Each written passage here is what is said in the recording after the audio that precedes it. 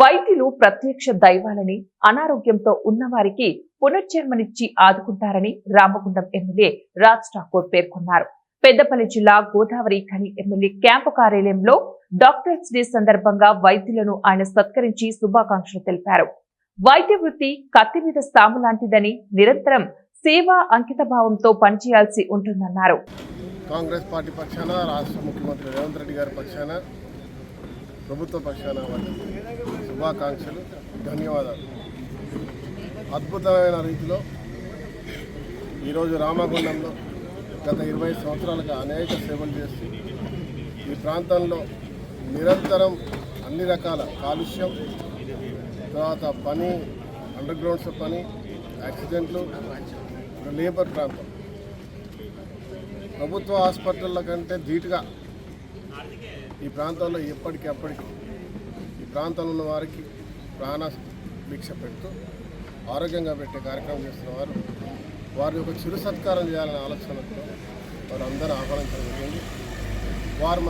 వారి సత్కరించే అవకాశం ఇచ్చినందుకు డాక్టర్స్కి ప్రతి ఒక్కరికి పేరున ధన్యవాదాలు తెలియజేసుకుంటూ, ఈ కార్యక్రమం ఒక్కరోజు కాదు, రోజు ఇదే మాదిరిగా అందరం డాక్టర్లను గౌరవిస్తూ, డాక్టర్ వ్యవస్థను గౌరవిస్తూ వారు స్వేచ్ఛగా పనిచేసేటువంటి అవకాశం కల్పించాల్సిందిగా మీ మీడియా పక్షాన ఈ ప్రాంతంలో ఉన్న ప్రతి ఒక్కరిని కూడా ప్రజలందరూ కోరుతా ఉన్నాం. ఏ డాక్టర్ కూడా ఎవరికి నష్టం చేయాలని చూడరు. కొంతమంది కావాలని ఊరున్నప్పుడు 4 విధాల మనుషులు అన్నట్టుగా కొంతమంది డాక్టర్లపై అఘాయిత్యం చెల్లించే వాళ్ళు ఉంటారు, నిందలేసే వాళ్ళు ఉంటారు. ప్రభుత్వ అధికారులే కావచ్చు, ప్రైవేట్ వాళ్ళే కావచ్చు.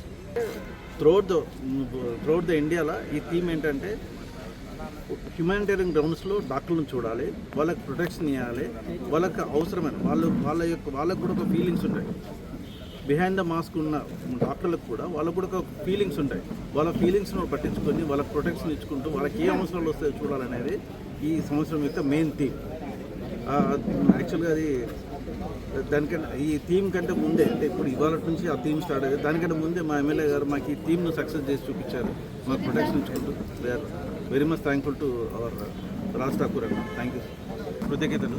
ఎందుకంటే ఇప్పటివరకు మేము క్యాంప్ ఆఫీస్కి వచ్చి ఒక సన్మానం అనేది పొందలేదు. ఇంకొకటి సన్మానమే కాకుండా మాకెంతో మనోధైర్యాన్ని, మా యొక్క